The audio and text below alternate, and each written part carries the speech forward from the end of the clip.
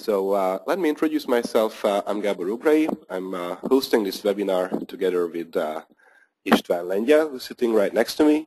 Hello. Before we dive into today's program, those of you who have watched webinars by us probably know that we like to tease you with some poll questions to know our audience better. So let me show you a poll which is asking you how much experience you have using MemoQ. This is specifically for the client. Oops, I'm really sorry. I actually used the wrong questions here because I wanted to ask whether you are familiar with the MemoQ client or the MemoQ server. But anyhow, this is the poll that came up. Thanks a lot for answering them. I will show the results. I can see that the majority of you have used MemoQ, but a lot of people haven't. I hope you will find this webinar informative then to learn about our product. So I'm handing it over to István for now. This webinar is going to introduce you to the functionality of the MemoQ server. The MemoQ server is a collaborative translation tool, which means that its most important feature is that it allows you to translate large texts in relatively little time, making the workflow parallel. And during this webinar, we are going to show you a real project, how it is managed in a MemoQ server. This is not going to be an all-around introduction to MemoQ, so we are not going to devote a lot of time to the MemoQ client's functionality. If you're interested in that, please join us for the MemoQ Basic or MemoQ Advanced webinars.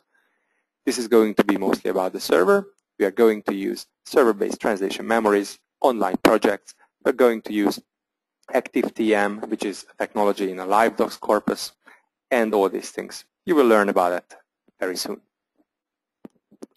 So let me show you the outlook of this project. I came prepared with two documents. These are two Word documents, brochures for IBM servers. I'm showing you one of the original ones. This is a docx file that I opened here, and we are going to translate this document and its friend, the other document, into two languages, Hungarian and German. So let's see how you go about doing that using MemoQ. I'm starting MemoQ. And what comes up is the dashboard, which provides me an overview of the projects. These are the local projects. But as we said, this is going to be a demonstration of MemoQ's collaborative features. So I'm switching to a server very aptly named killgraydoesn'texist.com. And we are going to set up an online project to translate this pair of documents. So I use this command, create online project, right here in the bottom. I'm handing it over to István so I can type. Yeah, so you have to use the Create New Online Project wizard here, where you are first entering a name for the project. This name is unique, and this is how you normally relate to the project. You can also use metadata such as the project ID, the client ID, a domain and subject, which are the topical categorization, and a simple description here. You will be able to search for projects that were delivered for a certain client, certain project ID later. Now it's time to add the languages, and as you can see, you can create a multiple target language project in one go. So Gábor has selected the source language, which is English, and filtered the list for the two target languages, which are German and Hungarian. And now it's time to decide how we set up the project. Are we going to use live documents or desktop documents? This is a very important decision because with live documents, you have full control over the project. It means that every segment that a translator commits into the server-based document will be visible to the project manager immediately. This means that you are able to get an absolutely up-to-date progress report. It means that you are able to export the document or reassign the document at any point in time.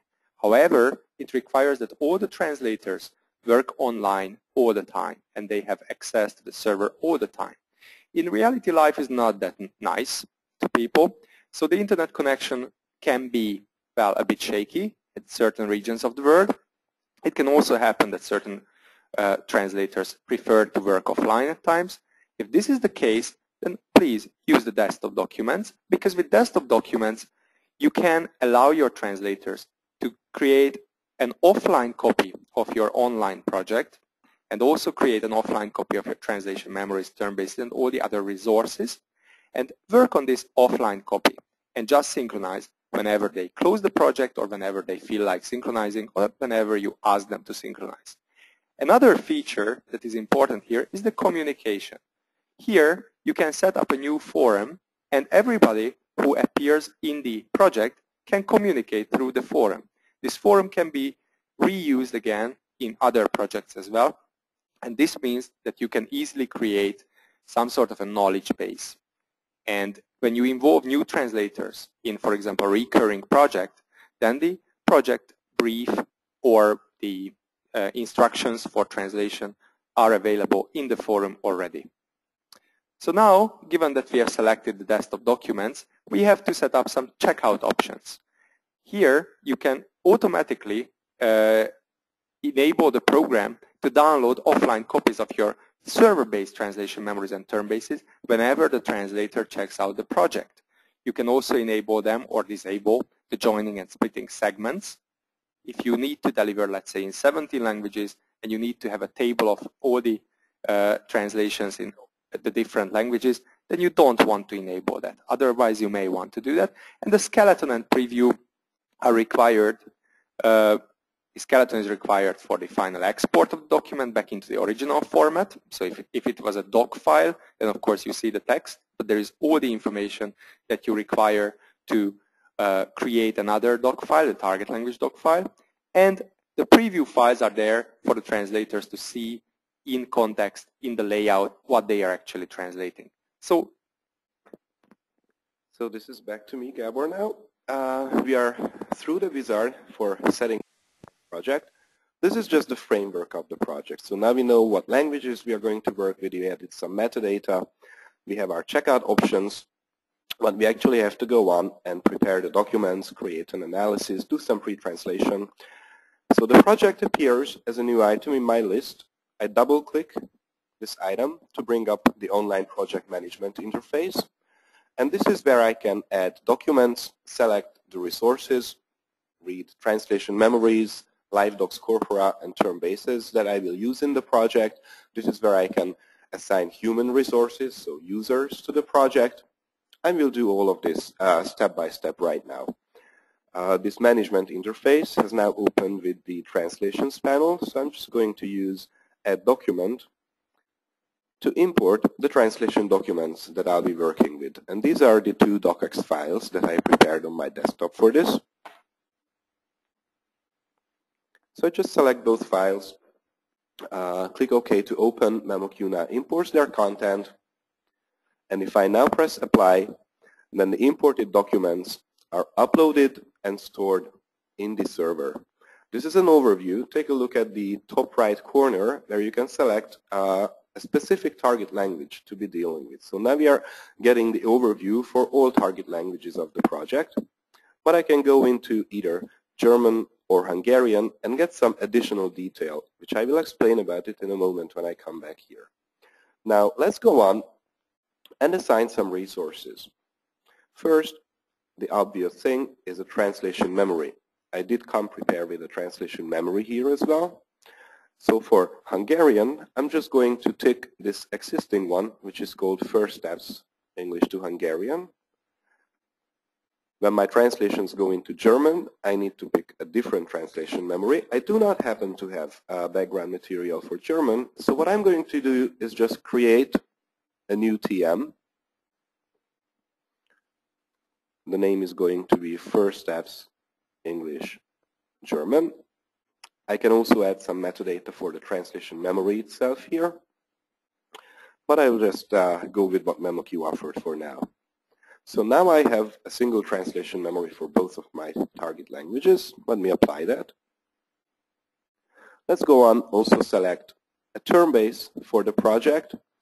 Here, if you take a close look, it doesn't make a difference which target language you select or whether you're looking at the project in all languages mode, because term bases in MemoQ do not have a specific direction. They contain terms for any number of languages for a given concept. So I'm just going to use the first steps TB for a term base in this project. And now let me do something unconventional. I'm also going to add a LiveDocs corpus to this project. Again, I do not have a corpus at hand, but I'm going to create one now. It's called First Steps. And I also tick it so that I'm using it in the project. And the corpus is basically a collection of monolingual or bilingual documents that act as documents in their entirety, but which provide matches just like a translation memory provides matches. I have two similar translated files sitting on my desktop, which I'm going to add as bilingual documents to this corpus.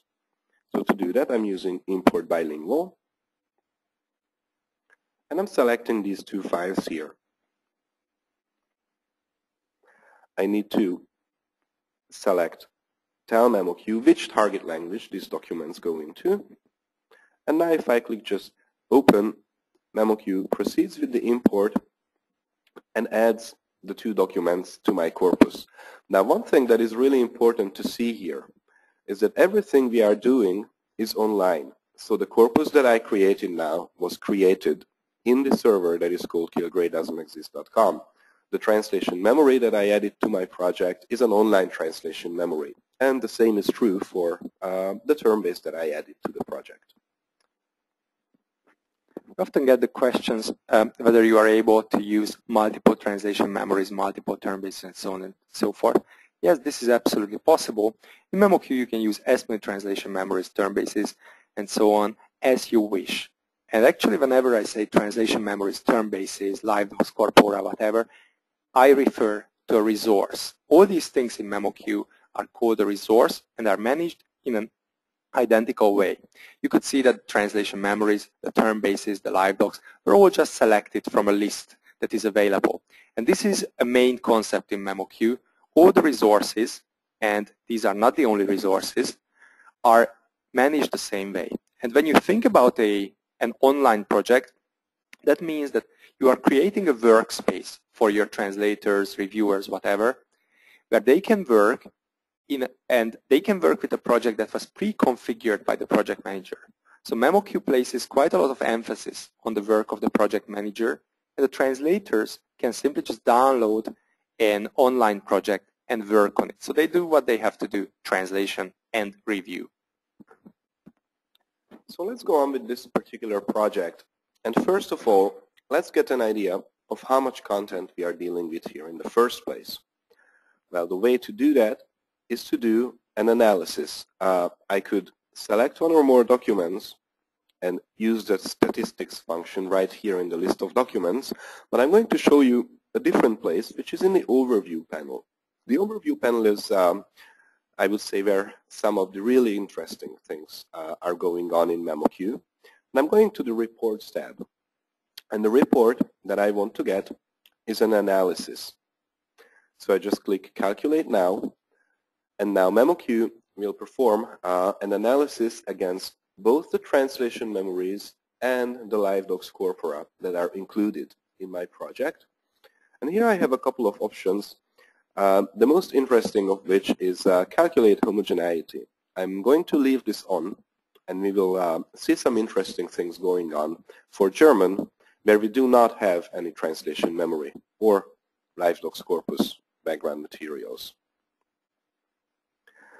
So now MemoQ performed this analysis, and what I see is that there are a total of 792 segments in my project with 8,834 words, and then I get my, so to say, usual fuzzy breakdown. But these are the summary figures for both Hungarian and German. I can go into the Hungarian target language, and if you paid close attention, then you could see that I'm getting more exact and fuzzy matches here. and the number of segments dropped to 396, which is exactly the half. And I can pick German, where you can see that there are much fewer fuzzy matches and a lot more no matches. This is what we expected. But you can see that even though there is no content in the TM, we do get a fair amount of 101% and lower fuzzy matches. And this is exactly homogeneity at work. Homogeneity simulates a TM that is being built as a person would go and translate the document segment by segment. So by the time the person reaches the 10th segment of the document, there will already be 9 translated segments in that hypothetical translation memory, which can yield fuzzy results. And these are the fuzzy results that homogeneity is showing you here in this analysis. Okay, Gabor, I think that we may have a problem here because we have selected German as one of the target languages and Hungarian as the other target language. And as you probably know, in MemoQ's quality assurance module, German is going to throw a lot of false warnings if we are checking whether the first character in the sentence or the segment is the same capitalization in the source and the target. Because in German, the nouns are in uppercase, whereas in English, the nouns are in lowercase. The nouns are also in lowercase in Hungarian, so there is not going to be a problem, but in German, it's going to be a problem. Is there a way to filter this? Yes, thank you for the question, István. I'm going to go to the Settings tab, and as István said previously, MemoQ is built around the concept of resources. And we were talking about corpora, translation memories, and term bases, but a lot of other things are also resources in MemoQ. Among these things, the settings to use for quality assurance is also a resource. So I'm just going to click this QA settings category here under settings. And what you see here is that there are 3 QA settings resources. There's always a default because a project has to have some sort of QA settings. And there are various other resources here. I'm going to use my own, and the way to do that is to clone the defaults. I'm going to call it QA for German. That ended up creating a new item in my list, and now I can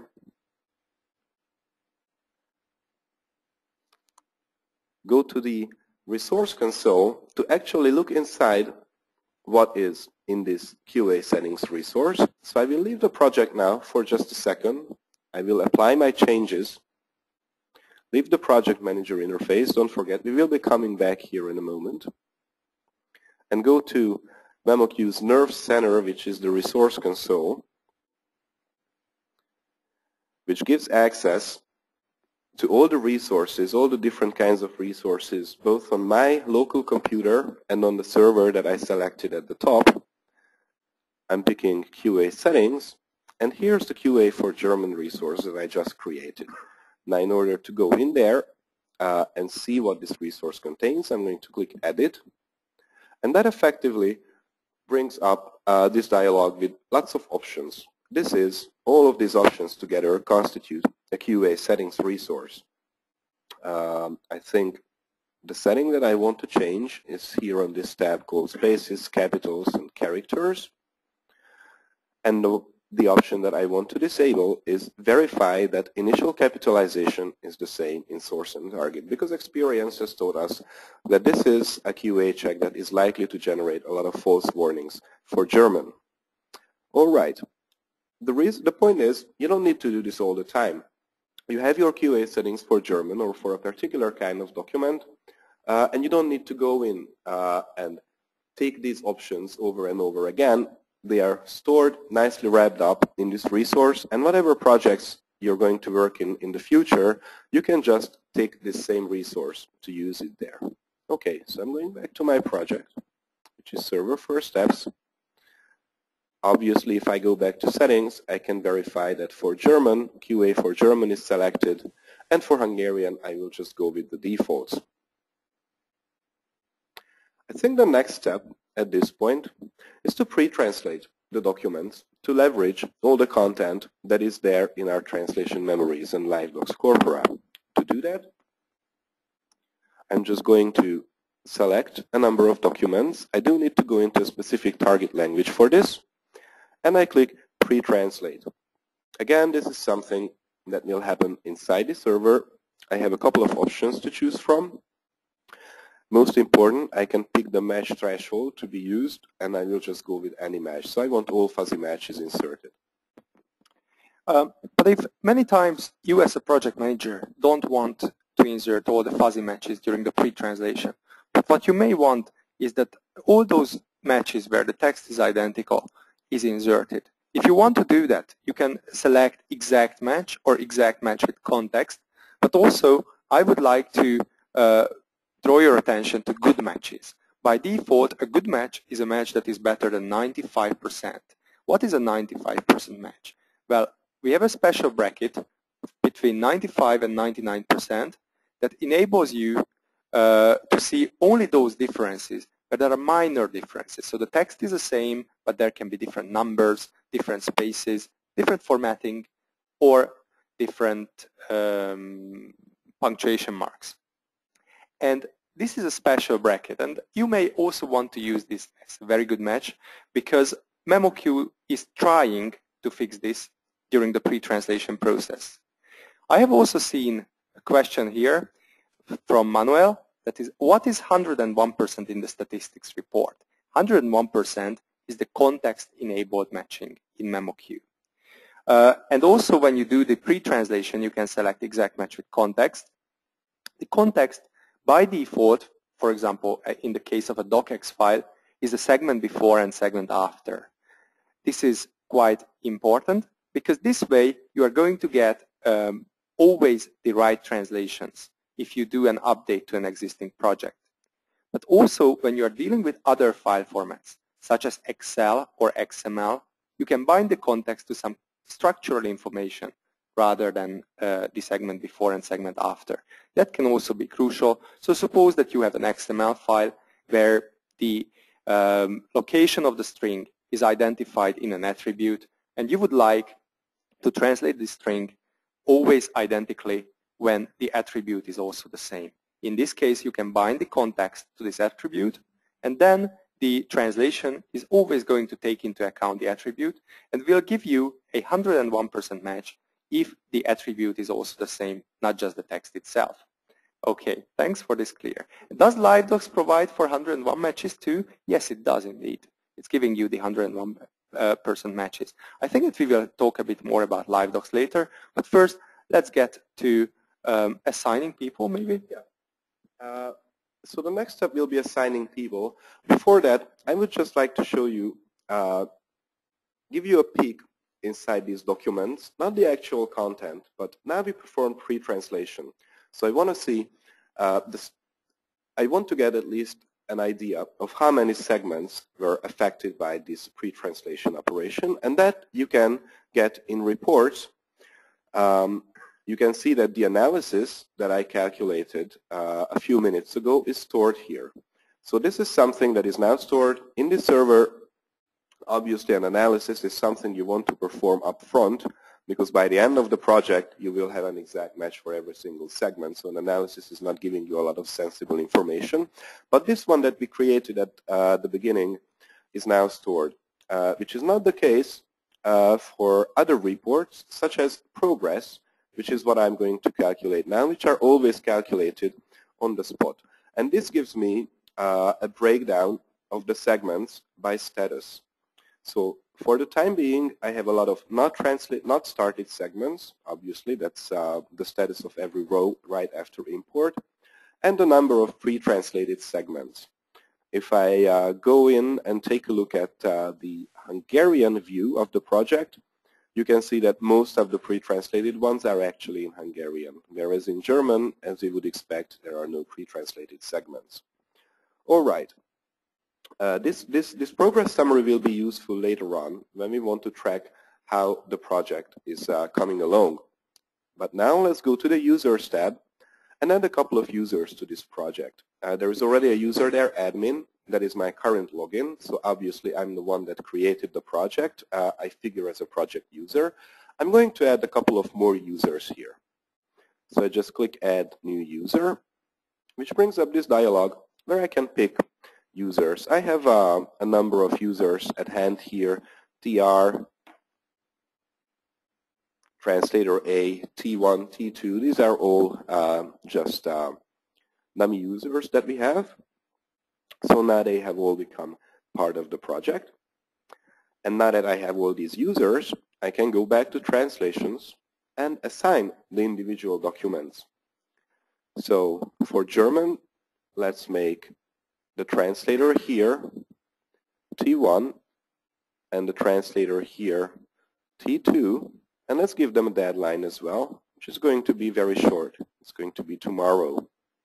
Let's also assign a reviewer, which is going to be TR for both documents, and I'm also giving a deadline, let's say the 16th of March.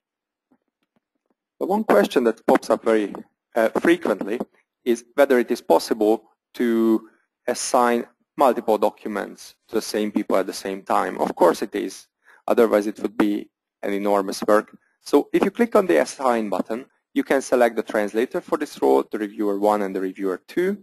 This is how you can go about it. So this is not very realistic here because I had TR as a reviewer for German and I'm also adding this guy as a translator for Hungarian, but never mind. It's good enough for a demonstration. He's a bilingual. He is absolutely a bilingual. And I'm adding translator A as the reviewer. So for Hungarian, both documents are going to be translated by one guy and reviewed by another guy. And I'm applying the changes, and there it goes. Now there's only one more thing left to do before I actually kick off this project. Let's let all these users know that they have a job waiting for them. And the way to do that is to send out an email notification. That hasn't happened so far because while I'm working around in the project, changing assignments, MemoQ server would be sending superfluous email notifications. So for this initial phase, there are no notifications, but I can go to Settings and the Communication panel, change a couple of options, and when I'm confident that all the assignments are set up the way I want them to be set up, I can click Distribute Project Now, and as long as there is a valid email address stored in the MemoQ server for these users, which in these users' case it's not the case, but normally you would set that up, MemoQ now sends out an email to all of these people, and that email also includes a small attachment which they can double-click, and that will trigger the checkout of the project, which we will be showing you as a next step manually. Before we do that, I would like to draw your attention to the fact that all the project manager actions have been logged here. So if you go to Overview, History, you see who has done what regarding these details, when, and regarding what document. So everything that happens, all the reassignments, all the deliveries, everything here is basically logged. You can also have a look at the notification history, so whom you have notified, who received an email message from you, and what sort of a message did they get. Here is the message, and I'm afraid that we are spamming our dear colleague Gergely Vándor with this. So this is what they receive, and they also got a attachment, which they can just simply double-click. All right. So there was a question, do we have to distribute project for them to work on it? So if you are working with an internal team only, emails would be unnecessary. In our company, we just have one central email address. This is not a problem at all. So you don't have to distribute the project. Anytime you just shout over to the next desk, they can log in and click on Check Out Online Project. And this will enable them to download their project that has been prepared. Now what Gabor is doing here is a bit of a trick, because in this demonstration we are only using a single computer, and therefore the login had to be deleted because we were previously the project manager. Now let's forget about this role. We have basically deleted the admin user, so we are not the project manager anymore, but we are trying to log in as a translator.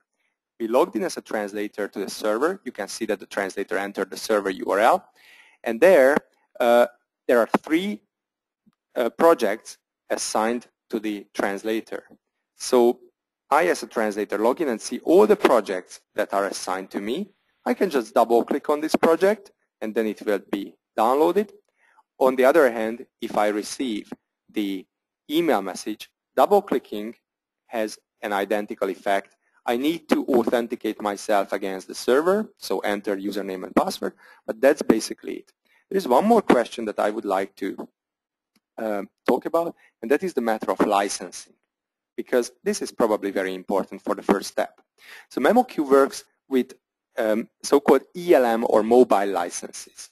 This means that as a company, you might have a MemoQ server.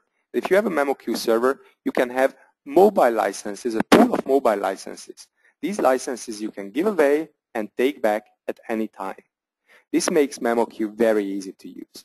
And we were also thinking a lot about how to manage these licenses, because management of licenses can be quite painful. And what we were thinking about is to make sure that the project manager spends as little time managing the licenses as possible, project manager or admin. And therefore in MemoQ there are 3 ways to give a license to a translator. The first one is that you can assign a license permanently to a translator, and this is something that you have to do, and then the translators get the license. The second one is that you can give multiple translators a permission to request a license, and then it's their responsibility to give it back. So basically, this means that if you have, let's say, 5 licenses, you can give out 5 licenses to any translator as a license. If you have permissions and you still have 5 licenses, you can give out 20 permissions. That's not a problem at all.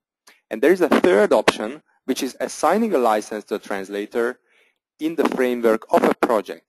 In this case, the translator who gets a project assignment will automatically be assigned a license.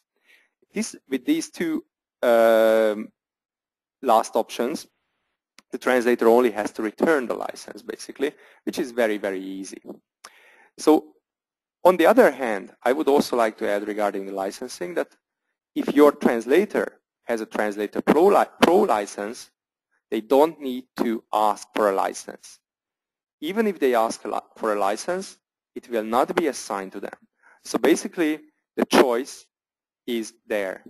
Either your translators are buying the Translator Pro equivalent licenses, or you can buy a pool of mobile licenses and give them temporarily a license.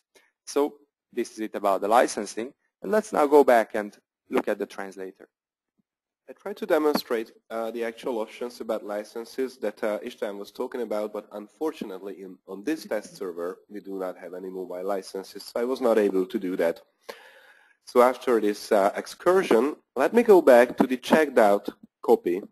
So the project that the user TR received on his or her computer. I can see the list of documents here, and as far as the Hungarian target language of these documents is concerned, I can see that both are assigned to me in the role of a translator.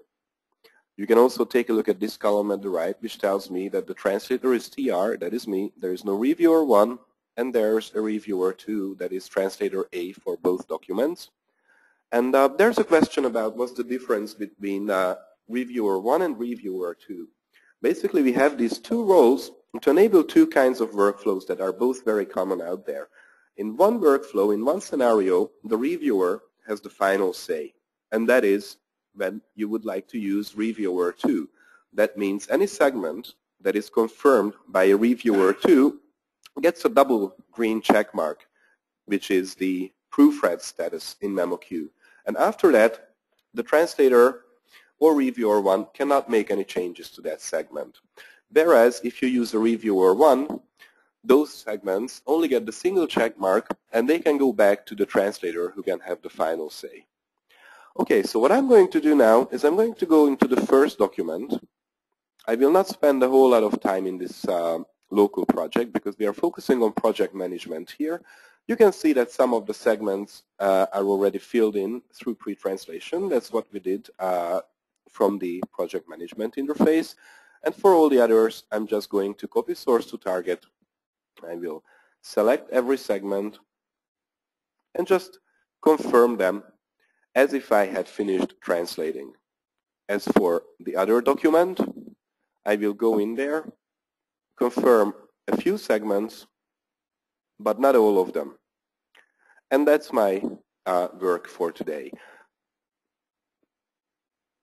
As for the first document with which I'm finished, I'm actually pressing deliver, which is a very important button, because just because all the segments are confirmed does not mean that I as a translator am finished with my job. I might want to do spell checking thing, make a couple of corrections, but now I did deliver, and that is actually telling MemoQ server that yes, I'm done with the job. You can also see that the background color of this document has gone to green, which tells me I'm done with this document. The other one, which has the blue background color, tells me that is the document where I'm currently working on. So that's about it for the client. I will now go back and be a project manager again. Just before you do, I would like to say a few words about the client and also say a few words about our concept of a workflow. So first of all, in the client, when the translator is translating, the translator has access to all the functionality of the local MemoQ projects. So they can do all these tricks in the on the interface. They receive the automated concordance, the fragment assembly, all these results coming from the different resources in MemoQ. So basically, the translator gets access to a full-fledged interface. For the translator, an online project that was checked out is identical to a project that is local in terms of functionality. And whenever it comes to the workflow, we often get the question about the workflow. So what is it all about? You could see that there is translator, there is reviewer 1, reviewer 2. Is this a must, or how is it all going? Well, it's not a must in MemoQ. When we think about workflow, we think about workflow as an enabler rather than a requirement. Because MemoQ is not that type of a workflow tool that is just passing over the files, in a document to the next player. It is not this kind of a workflow tool. In MemoQ, the workflow happens on the segment level. But still, given that many companies, many people don't only have these very complicated jobs, but sometimes they have smaller jobs that can be done by one person and a reviewer, we enabled MemoQ to be able to work with the concept of a workflow. So a translator is a translator. A reviewer 1 is somebody who can comment on the translator's work, and the reviewer 2 is somebody whose work is final and cannot be undone by the translator. And one of the reasons why a workflow is important is that you can see the workflow's progress. So you can see, using the color coding here, who is late with the translation. You can also see who has delivered, and also when it comes to working with the workflows, this gets logged in the overview panel under history. So just a few words of explanations that we see here in the documents list. As for the first document, which is the one that I delivered as TR, you can see this first column tells progress confirmed, so all of the segments are now confirmed. The second column with the 2 pencils says the current workflow status is review 2, and you can get a visual colored representation of this by looking at these green colors. So that's the part of the workflow that is now completed, and the gray color, that is the currently active part of the workflow, but without that actor, reviewer 2, having started to work yet. If you look at the second row, the currently active part of the workflow is translator, and it's not gray but blue because that translator has actually started to work. Some of the segments are already confirmed, so the server is aware that some work has been done, but it's still not completely finished yet. If I go to the overview panel, I think it's worth taking a look at the sort of history that is recorded by MemoQ and the report. So the history now has a new item. It says translator at 6:09 delivered the document called Power 575, which is now in the review 2 workflow status. I can take a look at the notification history. Well, those emails are still in queue. Not much has changed there. And if I take a look at the reports, I can get the progress report. I'm getting the progress report for Hungarian, and that tells me how many segments are now confirmed. A lot of the segments are confirmed, and all the other segments are still in either the not started or the pre-translated phase. So I, as a project manager, do get a real-time overview of how the project is going now. Real-time, because we are using desktop documents, is almost real-time because the changes are written through to the server every time the client synchronizes the documents. That always happens when they open the project or before they exit the project or when they manually press synchronize. With the other option, if you remember at the very beginning, which is an online project with live documents, there we have a permanent connection to the server, so every single time a user presses Control-Enter to confirm a segment in the client, that change is written through immediately to the MemoQ server. So in those documents, we get 100% real-time preview.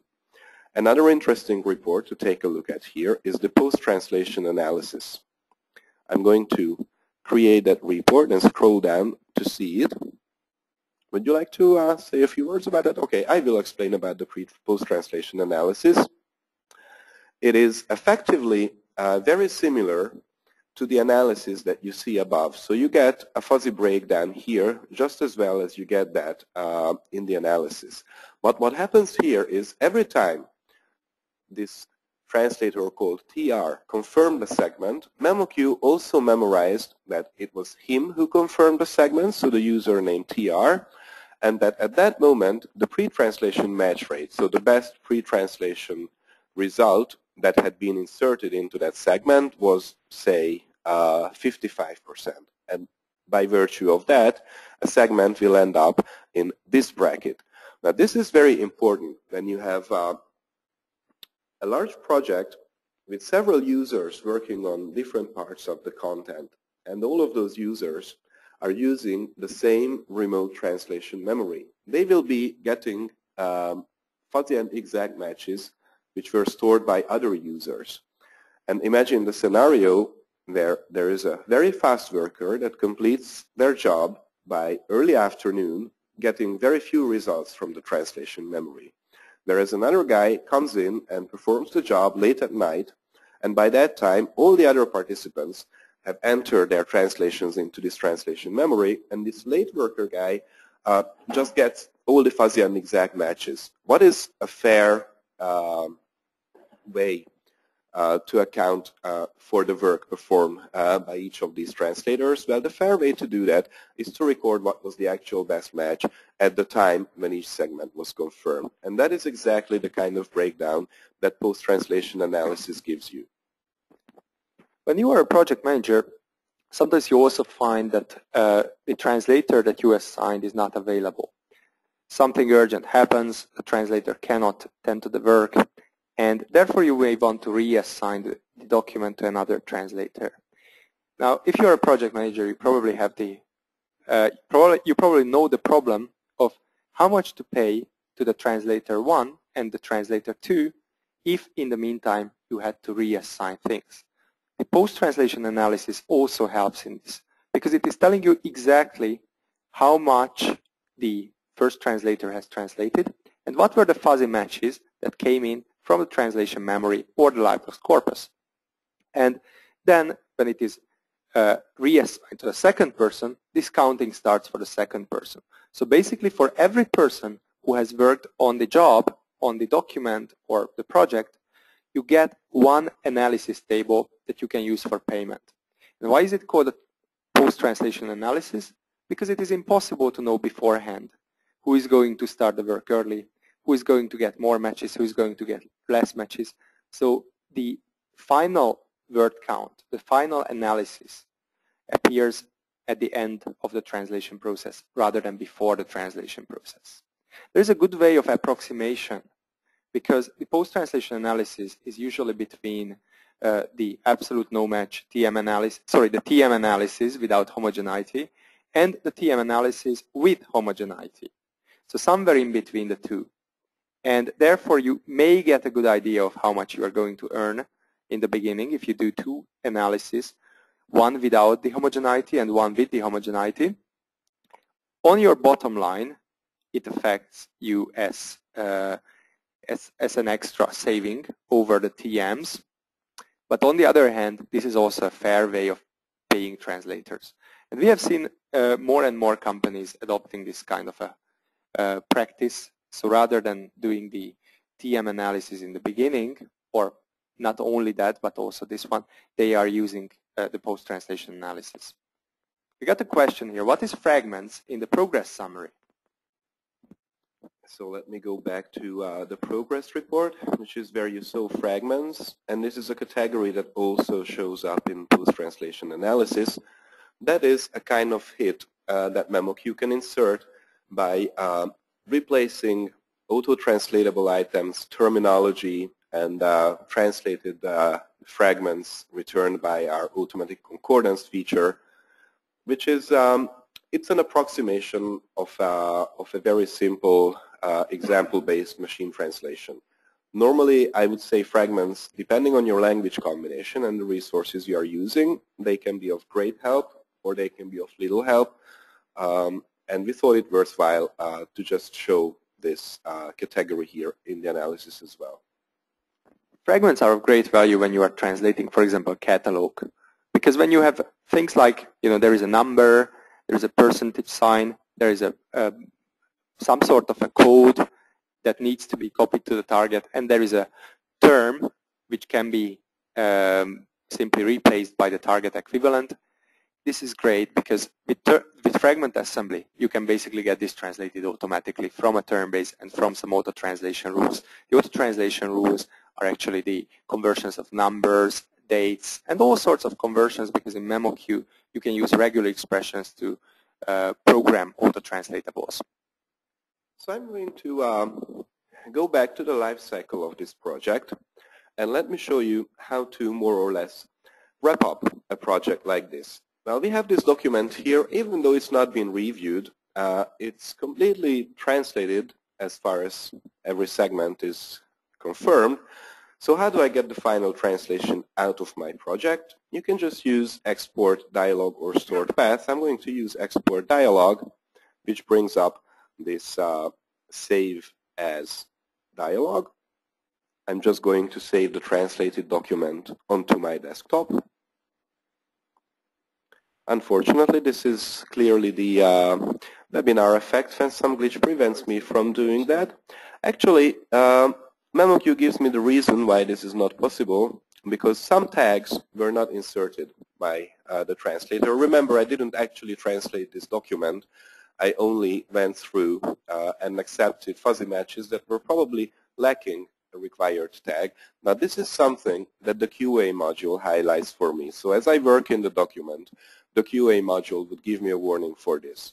So this is not something that would hit you at the very last moment. At this point, if you find something like this, you can even change the workflow status back to translation. And then it's the translator's job to fix this, because it is clearly something that has to do with the XML type markup, the XML type tags in the actual translation document in the docx format, and this hasn't been corrected. So now it goes back to the translator. What I do want to show you, on the other hand, is that you can also involve people in this project, say a subject matter expert who has nothing to do with translation tools. They only use Word. You can export either document. I'm going to use the first one for that, in a bilingual format, which is a 2-column RTF file. I'm just going to create this document again on my desktop. And if you take a look inside this document, opening it in Word, this gives you every row as it appears in the MemoQ client, source segment, target segment, a comment, the status of the segment. You can enter text here, whatever text you want that to be. I'm just typing something here. I'm actually typing a translation here. You can also add comments. Let's say, nicely done. Some positive feedback for the translator here. And save it. And this does not stay outside MemoQ. You can feed this back into the project, and I'm going to show you how to do that. I go back to managing this project, and you can use import update bilingual. Select the file, which MemoQ now processes. MemoQ will realize, based on some IDs written into the file, that this is actually a document that is part of my project. And MemoQ now updates that. All of the changes that I did now went back to the project, and these will appear in the translator's local copy. Yeah. So basically, after translation, we may have a second step, which is the review based on the workflow assignments. And during or throughout the project, we can see a complete overview of what is happening. So all the reports are being updated almost real time because we have selected the desktop documents workflow. And all the changes, you see that the workflow status has been changed and it went back from the review to translation. It was changed by the admin, but also the assignment of the document has also been changed. So all this is logged, and all this information you can use later when you are evaluating the project or when you are looking for some sort of an information or notification log on the entire project. There is a question here on the workflow.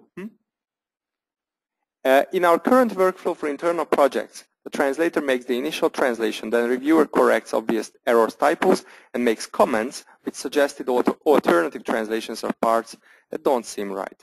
Then hands it back to the translator, who has final word and exports the project. In MemoQ terms, the R2 role. This is a very frequently received question, so we hear that very often. And actually, in this case, you don't have to use 3 roles. The same person can only be in one role according to one document. But if you have a translator, that is TR, and the reviewer, that should be a reviewer 1, then reviewer 1 can suggest changes to the translator receives these changes, and then the translator can have the final word. So basically, in this case, I would not use the reviewer 2 option, but only translator and reviewer 1. I hope that this answers your question. And as it is 4 to 30, it is time for us to wrap up this webinar. And thank you very much for joining us. I certainly hope that during this webinar, we could give you a good idea on how you work with MemoQ online projects. I'm actually going to demonstrate real quick the scenario that István described a moment ago. So I made some changes here. The first document now has TR as the translator, and I added admin, who also happens to be the project manager, as reviewer 1.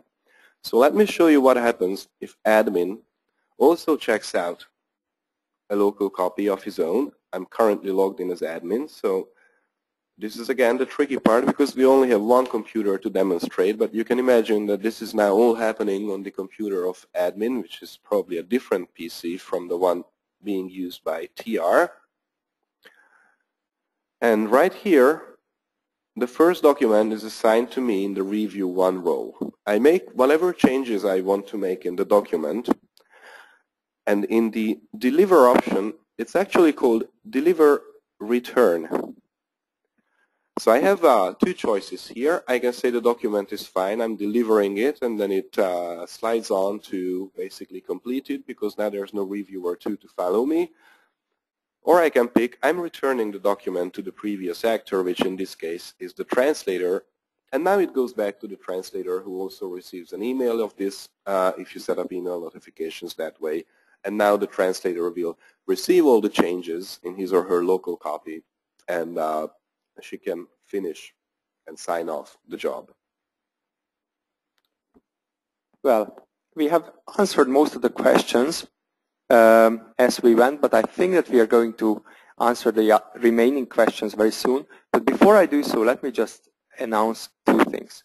First of all, given that you were interested in a MemoQ server, which is one of our top-notch products, we would like to invite you to our user conference, the MemoQ Fest, that is taking place in Budapest, Hungary, on the 13th to 15th of April.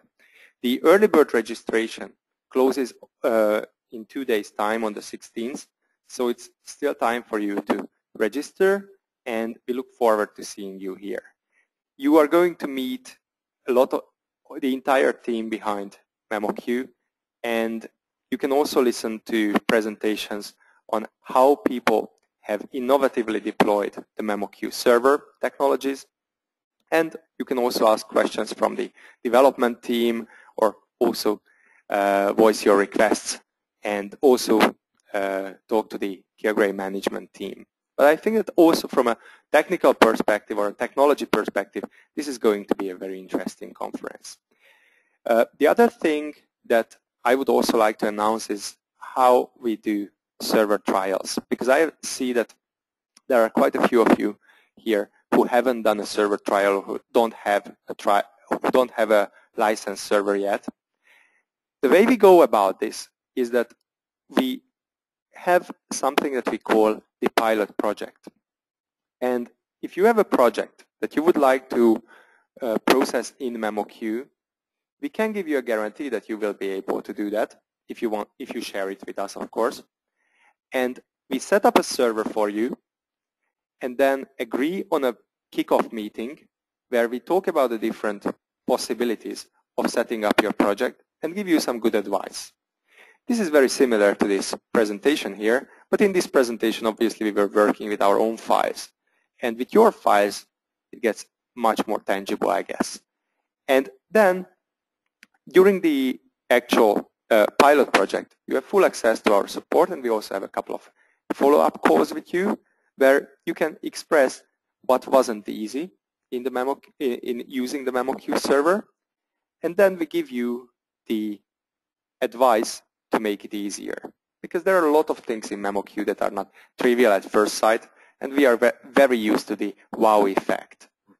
So this is what we usually do, and you can use the MemoQ server without any restriction for 30 days.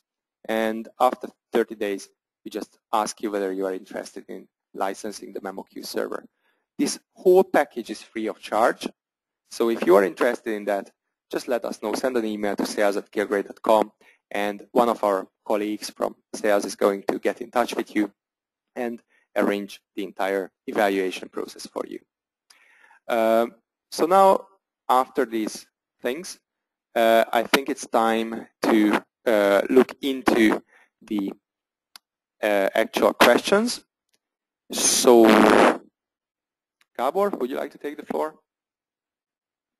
All right, so there's a question here from Jean-Marie. Is there a reason why there is no re-import command in the admin interface?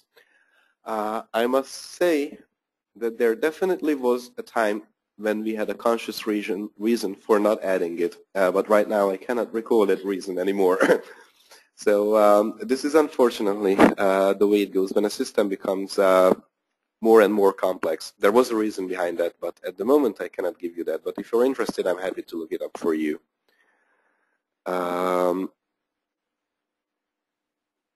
There was a question about Reviewer 1 and Reviewer 2, but I believe that we answered that already. Here's a question from Thomas about licensing. What if I use my license as part of server package at work, but want to work on my laptop at home? Would this work with a permanently assigned license? The ideal way to do that would be to give yourself a license permission. So before you leave work, you can return that license, and then at home you can start the evening shift by claiming a license again. So that way you can very easily deploy the license on this or the other computer and alternate between the two. A question from Megan, can you export bilingual for multiple files at the same time? Of course you can, and you can also update from multiple bilingual files. Here's a question we covered. I believe we did cover all of the remaining questions. Let us ask you one final question, which is about the webinar and your opinion about the webinar. It is actually probably the first time that we did a webinar like this together. So the question is whether it was easy to follow, whether it covered your areas of interest, because probably most of you are interested in the MemoQ server, but don't have previous experience with that. So we would like to see whether we covered all the points and whether it was easy to follow. We do have a question from Kurt. As the last one, I suppose. It would be great to have not only the progress percent, but having the choice between the different statistics. I believe you are looking at the progress percent that is currently visible in my screen in these lists. Yes, those percentage values are based on actually segments and the number of confirmed segments. The best way to get an up-to-date report on progress based on word counts is to just go to the reports panel, either in a local project or remotely, and get a progress report. I'm sorry, I realized that I didn't switch off the poll, so you haven't seen it. But as you can see, I went to the overview panel, I went to reports, and I clicked on refresh for the progress was refreshed. So then you can see the progress in words, in segments, in percentage, whatever you want. All right, so that then we look forward to hearing from you. Please do get in touch. Also, we would really appreciate if you came and met us at the MemoQ Fest next month, 13th to 15th of April. For further information, please look at www.memoqfest.org. So here you can register as well. And of course, we will meet at other webinars, I hope. Thanks a lot for your attention. Thank you very much for attending, and I hope you'll have a nice evening or rest of the day, depending on where you're based. Yeah. And hope to see you again soon at a different webinar or in person. Yeah, hope to see you. Goodbye. Bye.